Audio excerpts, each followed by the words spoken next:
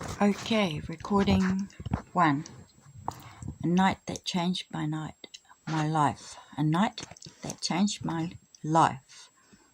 So, I was a 38-year-old woman, lady, girl, just a girl, like I am now. And I had 2 teenage boys, 2 beautiful boys.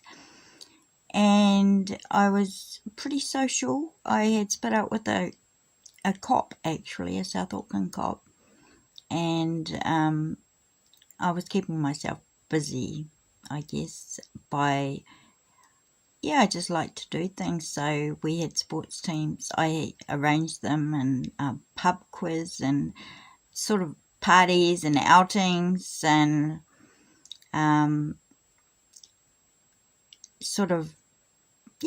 was quite active in the community. I was also a registered nurse at the time. And I never dropped a patient. I'd studied falls, and so I went to a pub one night with a friend, and there was a slippery vomit that I nearly fell on, and I suggested that it might need cleaning up because the pub was about to close and it was 2 o'clock in the morning. It wasn't even 2 o'clock. I mean, the pub closed early because the bouncers, they were bullies, and this was just normal to me. They were in my local pub, and they were the only ones that had a live band. Sometimes, most times, they were within walking distance, so it had a lot to do with this pub. And these bouncers, just about this, I saw one, he just about closed my friend's fingers in the door.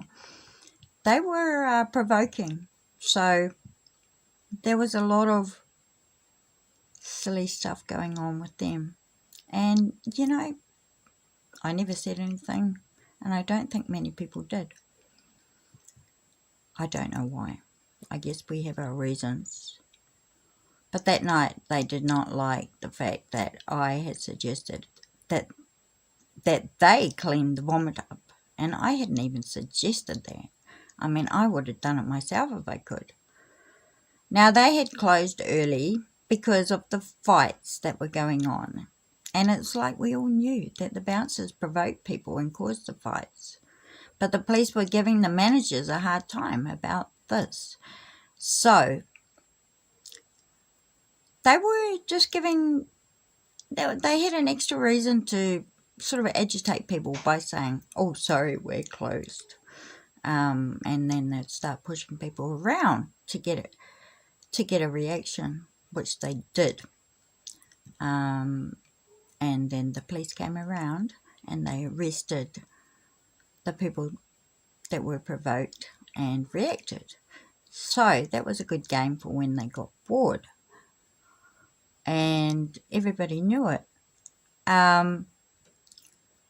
So they didn't like me very much, and I insisted that it got cleaned up. I was worried that it was about to close, and when they were about to come out in their high heels, they were stresses. They did not deserve to be rolling around in this, but the reason it was so slippery was because it was just so mucusy, and with that, it was stinky. It was vulgar, and I thought that somebody might slip over on the slates, that was slippery slates, and they might hurt their head. I was pretty, a little bit insistent about getting in. And then I wanted to know, why does your pub close at that time? And I wanted to know what answer they gave me, because they were really pissing me off. I got pissed off I got angry when I said to him that it was a hazard, and he just dismissed me. And yeah, he made me angry on quite a few occasions. Instead of telling me to move to the left or the right, even if it was just to pick someone up and I was waiting outside, this guy would put his hands on me and I would just go, "Ugh," because I do not like people doing that to me, touching me, especially when it's unnecessary, and he was doing it to provoke me. I just ignored it until that night. He gave me a big shove, and he thought I was going to go down, but I hadn't been drinking. So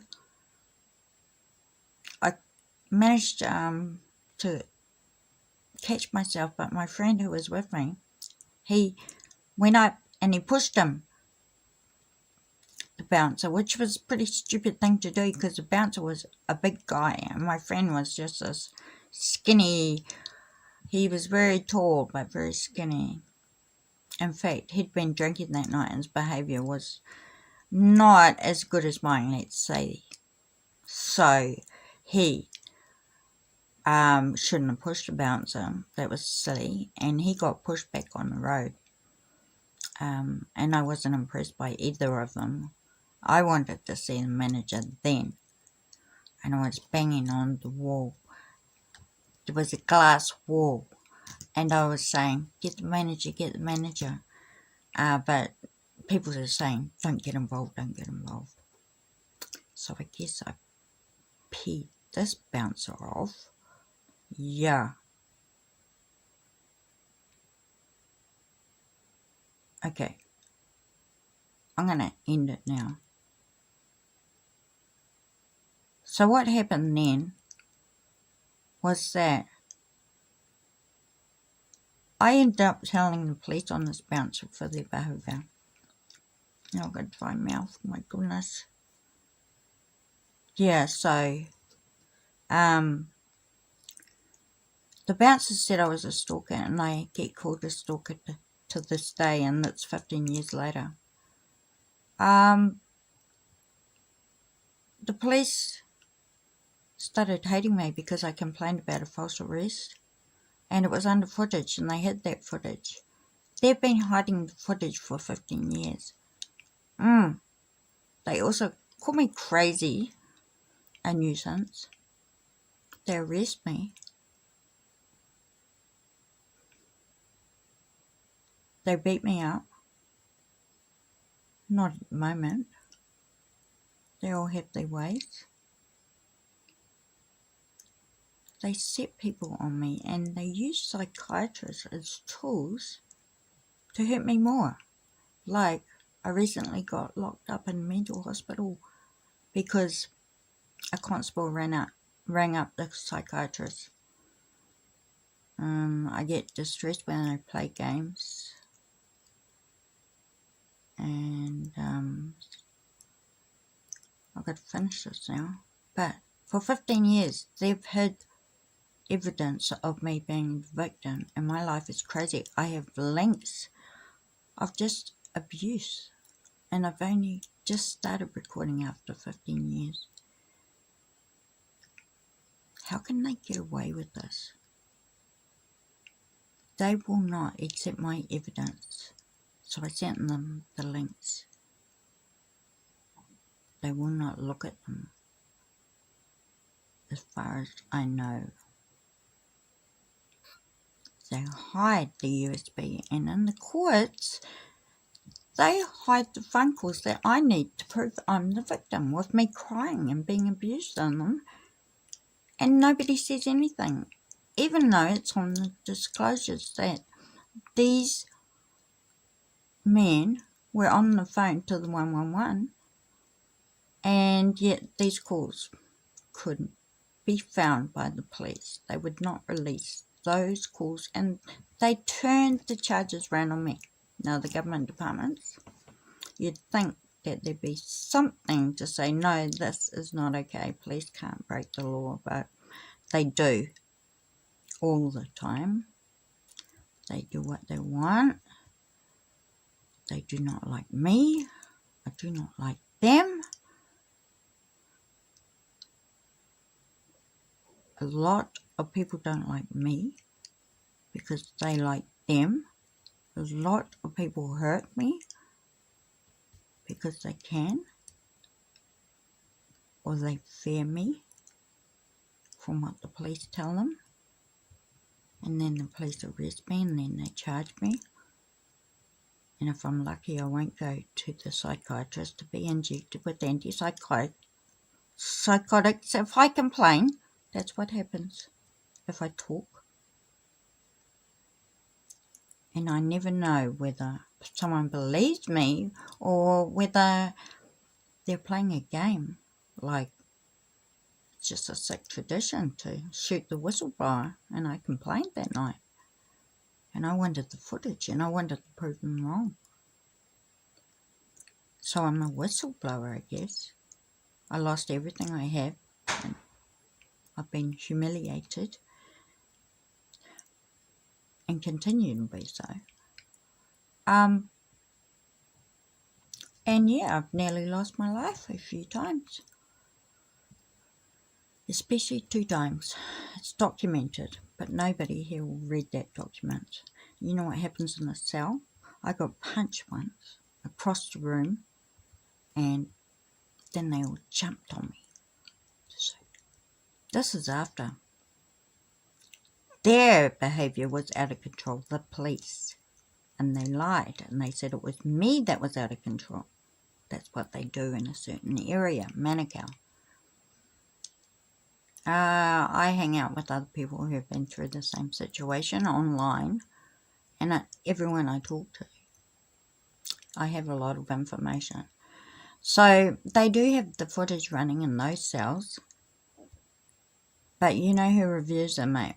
2 cops. And these 2 cops, they retort like they did me. I was so upset.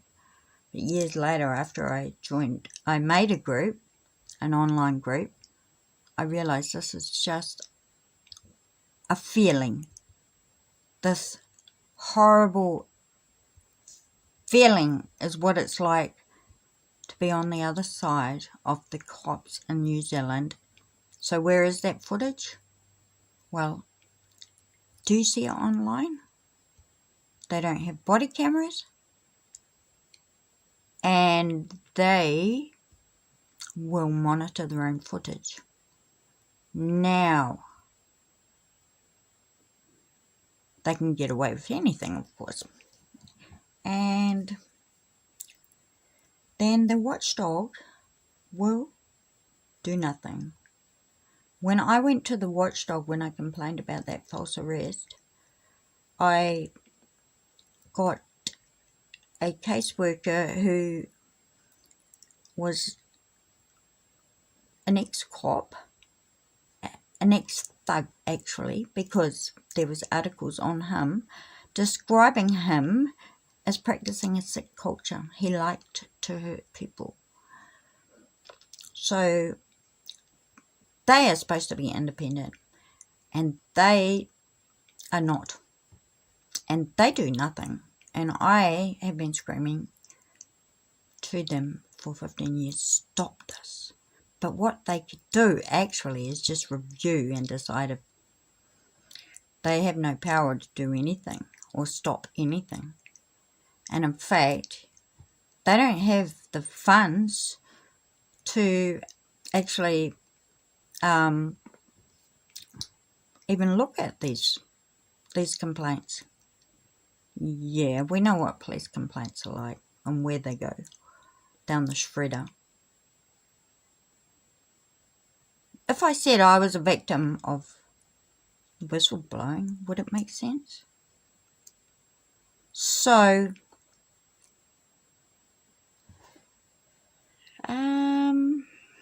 they seem to be developing these government departments, and to me they're absolutely useless. So,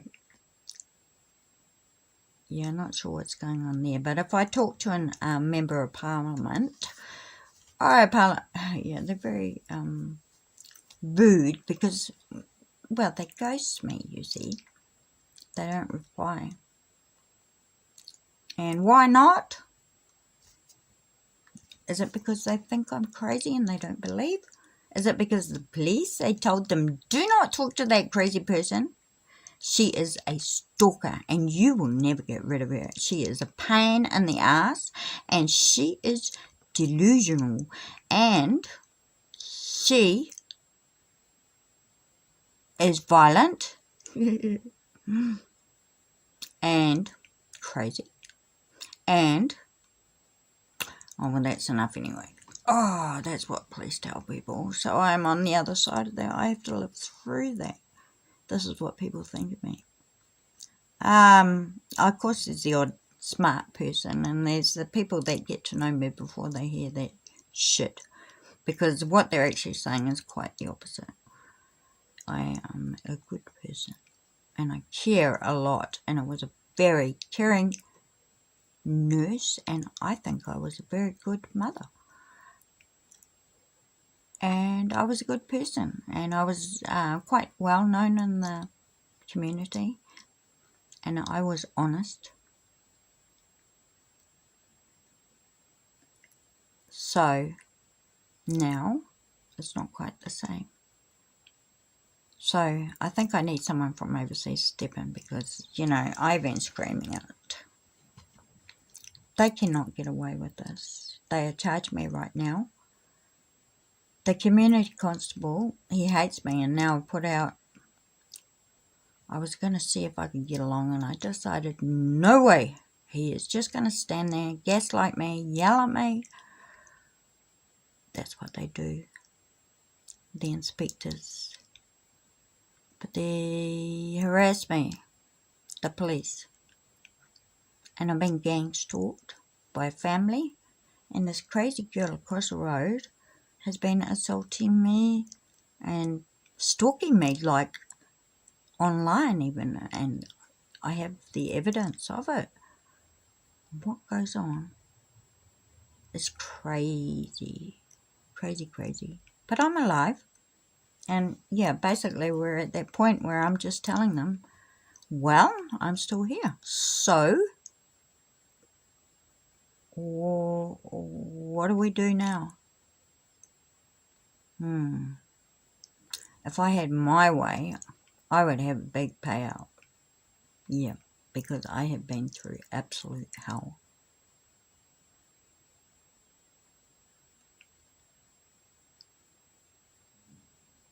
Okay.